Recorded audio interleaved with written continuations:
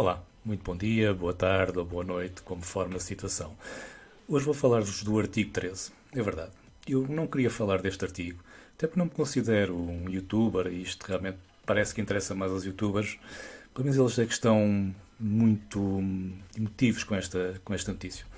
Eu tenho aqui, esta notícia já é de 28 de novembro, do Peopleware, mas escolhi esta imagem apenas ilustrativa. Eu não vou propriamente estar a ler o que está aqui escrito, mas notem o seguinte, a imagem tem aqui uma emoção muito forte. Esta senhora está cheia de medo. É verdade. E eu aprendi já há algum tempo que quando uma mensagem vos é transmitida e vos é transmitida desta forma, atribuindo medo a qualquer coisa, é isso que o YouTube está a criar aos youtubers, medo que o YouTube possa acabar, etc. Normalmente temos que questionar as motivações da origem da informação. Se usam esta metodologia, esta tática de meter medo para conseguirem alguma coisa, temos que perceber que há ali uma motivação muito forte e escondida. Ok? Portanto, qual é oficialmente o problema do YouTube? O YouTube está com medo. Aliás, primeiro dizer uma coisa, para esclarecer já. Marcas não estão no artigo 13. Okay? Portanto, se eu estiver a fazer um vídeo com uma t-shirt da Adidas, ou estou a filmar na rua e passa uma carrinha a dizer McDonald's, uma coisa qualquer, não interessa. Isso é direito das marcas, propriedade industrial, não se aplica ao direito do conteúdo, audiovisual, etc. Portanto, o artigo 13 tem a ver mais essencialmente com a indústria da música e também a produção das televisões. Portanto, as televisões passam séries, passam notícias, e há pessoas que vão lá buscar um noticiário inteiro, põem no YouTube. E é normal que a RTP ou a SIC ou whatever que produziu aquele conteúdo queira ver o seu conteúdo salvaguardado. E então este artigo 13 o que vai pedir ao YouTube é algo que eles já fazem. É que eles identifiquem conteúdos que não pertencem ao autor e deem os direitos desses conteúdos à empresa em questão, ou à editora, à RTP, ou o que quer que seja. É esse o caminho, apesar de haver umas teorias mais, ou pelo menos uns modelos de lei mais exigentes em que pediriam ao YouTube para ser proativo. Proativo é o quê? É não esperar que venha a RTP reivindicar conteúdos, ou as editoras. As editoras é muito fácil. Que eles lançam um álbum, dão o álbum ao YouTube, dizem está aqui as nossas músicas, pertencem a este álbum, deste cantor, nós somos a editora que o representa, portanto toca a monetizar isto ou proíbem o conteúdo de passar no YouTube. Isso é muito fácil. O mais difícil para o YouTube será sempre conteúdos que têm meia hora, okay? Que aconteceram na televisão há 30 minutos. E isso é o mais difícil. Ainda assim, o YouTube já tem essa tecnologia hoje. Eles chamam-lhe... Como é que eles chamam isso? Agora não me lembro do nome técnico. Mas pronto, eles têm um robô de inteligência artificial que basicamente reconhece conteúdos de televisão também, pelo logotipo estar presente, etc. Eu tenho até reparado que alguns vídeos que estão no YouTube, apesar de terem sido gravados com um formato 16:9, depois são transformados para ficarem 4:3, porque assim conseguem enganar o algoritmo. Ok, mas essencialmente o YouTube já tem as ferramentas instaladas e está pronto para isto. Então, porquê este medo? Porquê introduzirem medo aos youtubers e colocarem os youtubers a criar uma guerra contra a Europa? Bem, eu aqui tenho duas teorias para partilhar convosco. Acho que é mais fácil vocês aceitarem é o seguinte. O YouTube tem realmente medo de ser obrigado a fazer algo que ainda não está preparado para fazer, nomeadamente ser proativo, ter aquela versão mais forte, digamos assim, desta lei, em que eles tenham de ser eles próprios a ir ter com os produtores de conteúdos e dizer ok, este conteúdo dê-me o que é que está aí, etc. E eles neste momento estão numa posição passiva. Eles esperam que sejam os produtores que venham ter com eles e registrem as suas obras, etc. O que faz sentido, do ponto de vista empresarial. Estamos aqui, recebemos os pedidos, fazemos com o conteúdo aquilo que vocês quiserem. Vocês, os produtores, as editoras, etc. Essa é uma teoria. Portanto, é uma das opções. Eles também terem um medo enorme da Europa.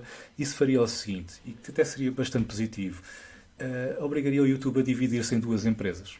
Propriamente, talvez a própria Google a dividir-se em duas empresas. E o mesmo para as redes sociais, como o Facebook, etc. Uma empresa para a Europa, muito mais restritiva, com muito mais cuidados a aprovar conteúdos, regras muito mais específicas. E isso seria bom no meu entender porquê? Porque traria o fim de um certo monopólio. De repente, ao passar do tempo, dos anos, essas empresas tinham alguma independência, poderiam ir para caminhos divergentes e que acabar-se-ia, aliás, este monopólio mundial do YouTube, ou praticamente mundial, pois temos alguns partidos ou governos comunistas que censuram a internet e não permitem um YouTube existir na China, por exemplo. Mas, tirando isso, a Europa, os Estados Unidos e o resto do mundo, praticamente todo, está no YouTube, está no Google, está nas redes sociais. Portanto, seria interessante se a Europa conseguisse dividir as empresas, estas gigantes, em pequenas empresas mais pequenas. Acho que seria muito bom para o mundo. Essa é a primeira teoria e, portanto, isso é realmente eles terem medo dessa versão. Mas eu, honestamente, não acredito que essa versão ganhe. E não é pela pressão dos youtubers, é por uma questão de racionalidade. Portanto, o que eles vão fazer é uma lei em que ponha no papel, na lei, algo que eles já fazem. Ok? E agora convido-vos à segunda teoria. Antes dessa teoria, dizer o seguinte. Eu hoje, se quiser criar o meu YouTube, ou se você quiser criar o seu YouTube, concorrer ao YouTube, já é muito difícil. É praticamente impossível. Não é impossível, mas você precisa ter muito dinheiro. Ok? Do ponto de vista de software, não é nada de especial. Receber vídeos, processar os vídeos, transformá-los para vários formatos. Formato mais de alta definição para ver na televisão, num bom computador, num bom monitor, e outros formatos mais ligeiros, menos pesados, para ver no telemóvel, em equipamentos onde a largura de banda não é tão grande, ou em países onde a largura de banda não é tão grande. Essa é a tecnologia base do YouTube. Receber vídeos, processá-los e disponibilizá-los. Custos. Servidores, muitos servidores, e principalmente muitos discos rígidos. Discos rígidos, para usarmos em casa, não parecem caros, mas para termos em servidores é multiplicar isso por milhares, milhões até. No caso do YouTube, eu diria mesmo milhões. Muitos discos, porque é muito conteúdo a ser produzido e a ser enviado para o YouTube. Isto não tem qualquer custo para o utilizador. Portanto, eu posso enviar todos os dias 24 horas de vídeo, fazer uma stream, uma a seguir à outra, de conteúdo lixo que ninguém vê e o YouTube vai armazenar. Quando alguém quiser ver, nem que seja eu próprio, o vídeo está lá, o conteúdo está lá. E se eu enviar em 4K ou Full HD, vai lá estar no máximo da qualidade. Okay? Mesmo depois de haja um tipo que vê só e vê 400p ou uma resolução muito baixa. Portanto, ter um negócio concorrente ao YouTube, em que só recebe depois pela publicidade, mas tem que avançar logo com uma capacidade enorme de servidores, em múltiplos data centers.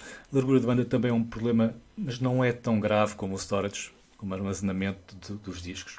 Eu digo isto porque, atenção, eu tenho formação tecnológica, portanto consigo compreender bem toda a arquitetura do YouTube está focada no storage.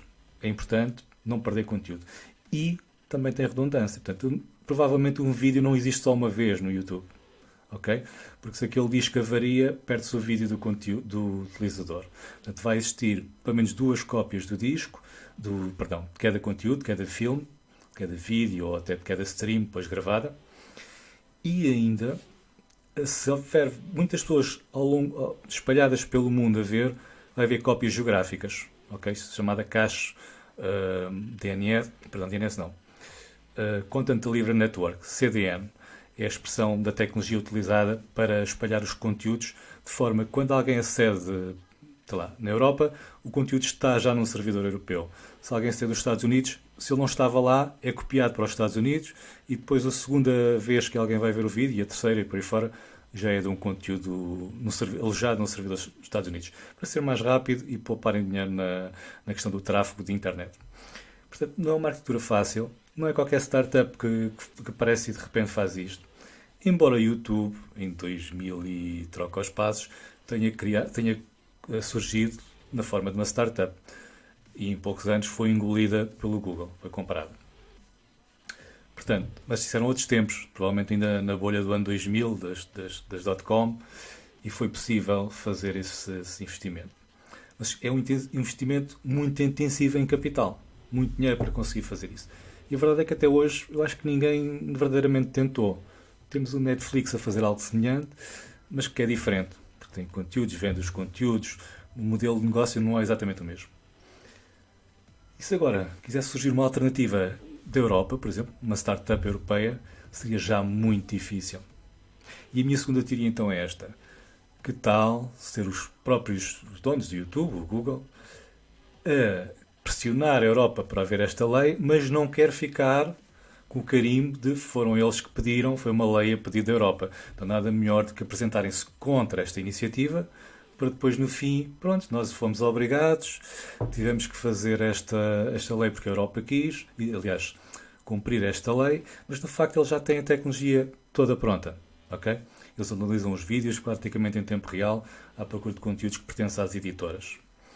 Portanto, esta é uma teoria, podem dizer que é da conspiração, mas ao nível global destas grandes empresas, uma lei destas só as vem proteger, porque efetivamente hoje não é impossível surgir um concorrente, é caro, é um projeto talvez de loucos, talvez poucas pessoas o financiem, poucos bancos, poucos investidores ou empreendedores, mas é possível tecnicamente.